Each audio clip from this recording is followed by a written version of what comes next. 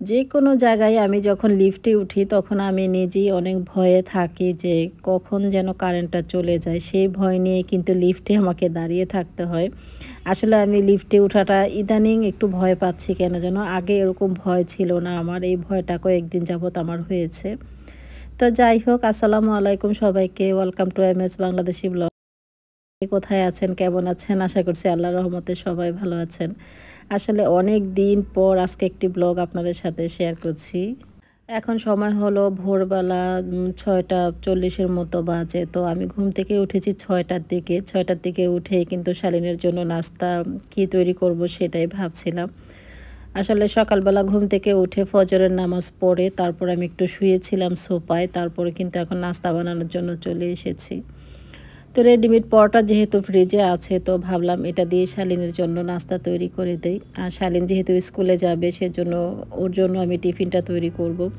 আর tiffin তৈরি করে ওকে সাথে করে আমাকেই আজকে স্কুলে নিয়ে যেতে হবে। অনেক দিন হয়েছে আপনাদের সাথে কোনো ব্লগ ভিডিও শেয়ার করছি না। আসলে অনেক ব্লগ রয়ে গিয়েছে, সেগুলো আমি দিতে পারছি না সময়ের জন্য। বাচ্চারা যেহেতু স্কুলে যাওয়া আসা করে অনেকটাই টাইম দিতে হয় ওদের পিছনে। তো এই যে ফ্রোজেন পরোটাগুলো আমি নামিয়ে নিলাম। এখন আমি এগুলো একটু ভেজে নেব। এখনও অবশ্য ঘুম থেকে কেউ ওঠেনি। আমি উঠেছি প্রথমে, উঠে নামাজ পড়ে তারপরে যে পরোটাগুলো ভেজে নিচ্ছি।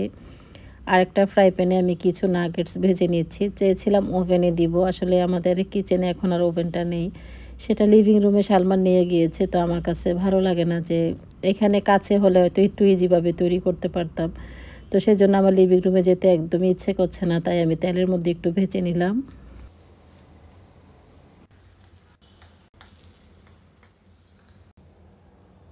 আর এই যে নাগেটস আর পরোটা আমার ভাজা হয়ে গিয়েছে। আর পরোটার উপর আমি একটু মেয়োনিজ দিয়ে দিয়েছি। আর এখানে একটু লেটুস পাতা একদম চিকন করে কেটে নিয়েছি। তার সাথে আমি এখন কিছু নাগেটস দিয়ে দিব। তো শালীনকে আমি নাগেটস দিয়ে পরোটা রোল তৈরি করে দিচ্ছি। এই খাবারটা খেতে ছোট বড় সবাই ভীষণ পছন্দ করে। আর আমার কাছে একটু ইজি মনে হয় যে সকালবেলা ঘুম থেকে উঠে বাচ্চাকে কি দিব টিফিনে, তো সেই টেনশনটা কিন্তু রাতের বেলায় থাকে। তো রাতের বেলায় আমি ভেবে রেখেছি যে আজকে আমি পরোটা রোল তৈরি করে দিব। সাথে আমি যে উপরে দিয়ে একটু টমেটো সস দিয়ে দিচ্ছি, সাথে একটু ব্ল্যাক পেপার, হোয়াইট পেপার এগুলো দিলেও ভালো হয়।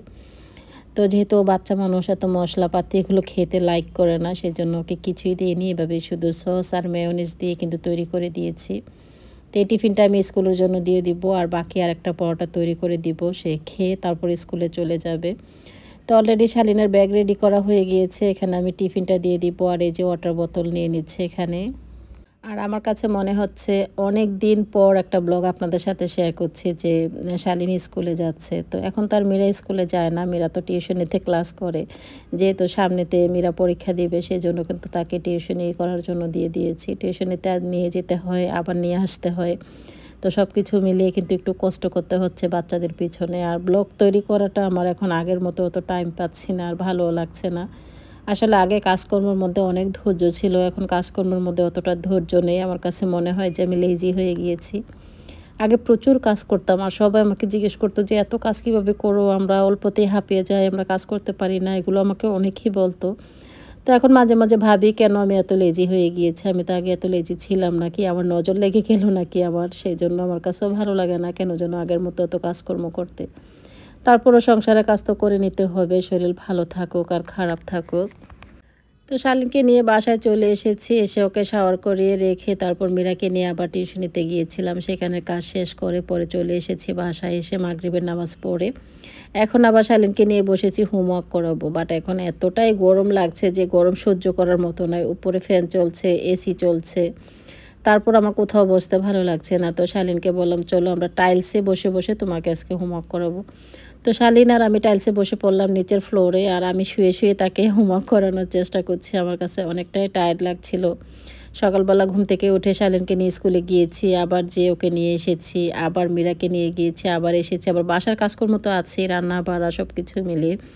তখন আমার কাছে অনেকটাই টায়ার্ড লাগছিল, যে মনে হলো একটু শুয়ে থাকি, ঘুমালে ভালো হবে। তারপরেও বাচ্চার যেহেতু হোমওয়ার্ক রয়ে গিয়েছে এগুলো একটু ফিনিশ করতে হবে। তোর পড়াগুলো শেষ হয়ে গিয়েছে অলরেডি। লাস্টে যে রিডিংটা মানে রিভিশন রয়ে গিয়েছে সেটা আমি একটু পড়িয়ে নিচ্ছি। বাচ্চাদের পিছনে সময় না দিলে তারা কিন্তু একদমই বই নিয়ে বসতে চায় না। আর এই যে শালীনের সাথে বসে আছে আমি, আর বসে বসে ওর সাথে কথাও বলছিলাম অনেক সময় ধরে। তো যে ব্লগটা আমি সকাল থেকে শুরু করেছিলাম সেটা ছিল থার্সডের ব্লগ, আর আজকে হলো ফ্রাইডে। তো আপনাদের ভাইয়া সালমান শালীন ওরা নামাজে চলে গিয়েছে, আর আমি আর মীরা এদিকে রেডি হবো। এটা হলো বিকেলবেলার ব্লগ আর কি। তো সকালবেলা কি করেছি সেটা তুলে ধরিনি, যেহেতু ব্লগটা একটু বড় হয়ে যাচ্ছে সেজন্য। তো আমাদের আজকে একটা দাওয়াত ছিল, আজকে হলো ফ্রাইডে। তো আমরা দাওয়াতে যাচ্ছি, আর সম্পূর্ণ ভিডিওটি দেখতে থাকুন। কোথায় যাচ্ছি অবশ্যই আপনাদের সাথে শেয়ার করব। তো আলমারি থেকে আমি আমার ড্রেসটা নামিয়ে নিয়েছি, আর মীরাকে বলে দিয়েছি তুমি কোন ড্রেসটা পরবে। ও যেটা পরবে সেটা আমি ওকে নামিয়ে দিয়েছি। তো আমার ড্রেসটা আমি এখন পরে নিব, সাথে কিছু পারফিউম নামিয়ে নিলাম। আর এই পারফিউমগুলো আমার এত ভালো লাগে, তো সেই জন্য আমি এগুলো রেখে দিয়েছি। কোথাও যাওয়ার পর আমার এটা ইউজ করা হয়। তা আমি আর মীরা রেডি হয়ে গিয়েছি, আর এখন চলে এসেছি সালমানের রুমে। আর সে দেখুন কি অবস্থা করে রেখেছে। সে কি পড়বে সে নিজেও জানে না। নামাজ পড়ে এসেছে অবশ্য, এসে বলল আমি কোনটা পরবো, একটার পর একটা খুলতেছে আর দেখাচ্ছে। তা আমি পরে বললাম যে এভাবে আসো। তো আজকে ও যেগুলো পরেছে এগুলো নতুন ছিল, আর ইউজ করা হয়নি। তো ভাবলাম আজকে পরে আসুক, আমরা সবাই মিলে এখন যাচ্ছি। আর এখন সময় কিন্তু সন্ধ্যা 7টা বেজে গিয়েছে। তো আমরা চেয়েছিলাম একটু আগেই রেডি হয়ে তারপর বাসা থেকে বের হব। আসলে কোথাও যাওয়ার কথা যখন শুনি তখন রেডি হতে গিয়ে কিন্তু অনেকটাই টাইম চলে যায়। আর এদিকে এসে দেখি আপনাদের ভাইয়া গাড়ি নিয়ে ব্যস্ত, মানে গাড়ি মোছামুছি করতেছে। তার এই অভ্যাসটা সে আগে থেকেই। তো যাই হোক, গাড়ি মুছে তারপর গাড়িতে বসে পড়লাম সবাই মিলে। আর রাস্তায় আসার পর তো মেজাজ একদমই খারাপ হয়ে গিয়েছে, এতটাই জ্যামে পড়েছিলাম আমরা। আমাদের বাসার পাশেই কিন্তু যমুনা মার্কেট, তারপরও আমাদের আসতে 1 ঘন্টার মতো টাইম লেগে গিয়েছে। যেহেতু রাস্তাঘাটে এখন অনেকটাই যানজট, কোথাও যাওয়া যায় না। তো যাই হোক, ফাইনালি আমরা এখন যমুনায় চলে এসেছি। তো আমরা যেখানে যাচ্ছি সেখানের জন্য একটা গিফট কিনবো, সেজন্য যমুনায় চলে এসেছি মিনিসোতে। আর মিনিসোর প্রোডাক্টগুলো এত সুন্দর, এত কিউট, আমার কাছে খুবই ভালো লাগে। আর এখানে কিছু পারফিউম আছে, সেই পারফিউমগুলো অনেক সুন্দর। আর মীরা এসে বলতেছে এটা ওর পছন্দ হয়ে গিয়েছে, ওকে কিনে দেওয়ার জন্য। তো বললাম আজকে না, এক জায়গায় যাচ্ছি এখন, এগুলো হাতে করে নিয়ে যেতেও ভাল লাগছে না, এটা সেটা কেনাকাটা পরে আমরা একদিন এসে তারপর কেনাকাটা করব। তো সে সুন্দর মেনে গিয়েছে, বললো ঠিক আছে তাহলে পরে এসে কিনে নিব। আর মিনিসোর তো প্রত্যেকটা প্রোডাক্টই এত কিউট, যেটা দেখি সেটাই ভালো লাগে।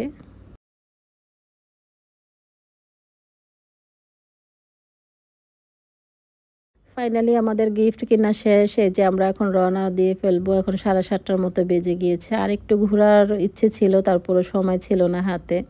আর যমুনা এসে আজকে আমার এক বান্ধবীর সাথে দেখা হয়ে গিয়েছে। ওর সাথে অবশ্য দেখা করতে পারিনি, ওর হাজব্যান্ডের সাথে দেখা হয়েছে। তো সেখানে একটু কথা বলে তারপর চলে এসেছি, যেহেতু আমরা এক জায়গায় যাচ্ছিলাম সেজন্য অনেকটাই লেট হয়ে গিয়েছে। আর যমুনা মার্কেট থেকে যখন বেরোচ্ছিলাম তখন একদম বিয়ের ঘেটের মতো সাজানো হয়েছে, খুবই সুন্দর ছিল। আর এই যে ফাইনালি আমরা চলে এসেছি যাদের বাসায় দাওয়াত খেতে এসেছি।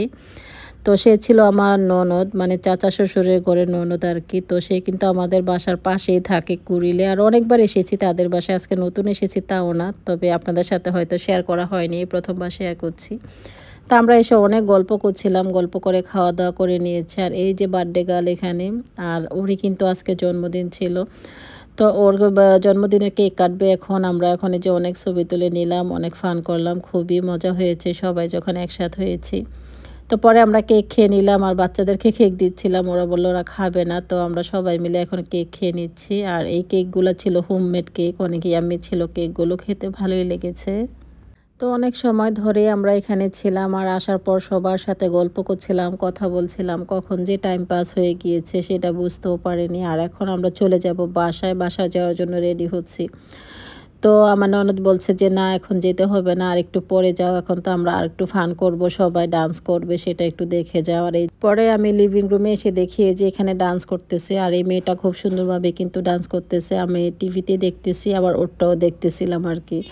তো টিভিতে যে মিউজিকটা ছিল সেটা দিতে পারছে না, কপিরাইট চলে আসবে। তো পরে আমরা বাসায় চলে আসি। আর এত বৃষ্টি হয়েছে আজকে আমরা বুঝতেই পারিনি। আর ছাদে আমার অনেক কাপড় রয়ে গিয়েছে, আর আমার কাপড়ের কী অবস্থা আমি সেটা নিজেও জানি না। রাত 1টা বাজে কিন্তু আমরা বাসায় এসেছি। এতটাই টায়ার্ড ছিলাম, এসে ফ্রেশ হয়ে তারপর বাচ্চাদেরকে নিয়ে আমরা শুয়ে পড়েছিলাম। আর এটা ছিল পরের দিন, আমি একটু কিছু চিকেন ম্যারিনেট করে রেখে দিচ্ছি।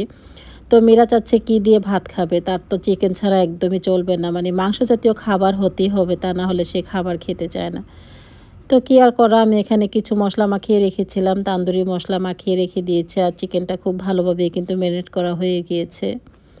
তো তান্দুরি চিকেনগুলো ভাজার জন্য ফ্রাই প্যানে আমি সরিষার তেল দিয়ে দিয়েছি, আর এক এক করে এখন চিকেনগুলো ভেজে নিচ্ছি।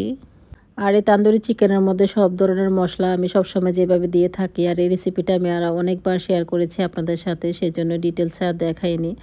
তো অনেক দিন পর আজকে আরও একটি ব্লগ আপনাদের সাথে শেয়ার করলাম। আপনারা কে কেমন আছেন, কোথা থেকে আমার ভিডিও দেখছেন অবশ্যই কমেন্টের মাধ্যমে জানাবেন। আর এই যে চিকেনগুলো আমার এখন ভাজা হয়ে গিয়েছে, কালারটা খুবই সুন্দর এসেছে। উপরে আমি কিছু পেঁয়াজ দিয়ে দিচ্ছি, আর চিকেনটা খেতেও কিন্তু অনেক বেশি ভালো লেগেছিল। তো অনেক দিন পর আপনাদের সাথে কথা বলছি, ভালোই লাগছে। আসলে আপনাদের আমি ভুলে যাইনি, যখনই আপনাদের কথা মনে পড়ে তখনই কিন্তু একটা ব্লগ মেক করার জন্য বসে যাই। পরে আমি একটু বাহিরে এসেছি বাচ্চাদেরকে নিয়ে। আজকে যেহেতু পাবলিক হলিডে ছিল বাংলাদেশে, তো ভাবলাম বাসার জন্য টুকিটাকি কেনাকাটা করে নিয়ে আসি। আগামী দিন আবার বাচ্চাদের স্কুল আছে, তো সেজন্য আমি, সালমান, শালীন, মীরা সবাই মিলে বেরিয়েছি। টুকিটাকি কেনাকাটা করা অলরেডি শেষ। তো এই যে কেনাকাটা করে আমরা গাড়িতে নিয়ে নিচ্ছি, আর এখন চলে যাব বাসায়। এখন সময় হলো রাত 10টা বাজে। তো অনেক সময় ধরেই বাহিরে ছিলাম, আর এই যে এখানে আমি আজকে চাউলের প্যাকেট নিয়ে এসেছি। আসলে আমি গিয়েছিলাম চাউলের বস্তা নিয়ে আসার জন্য।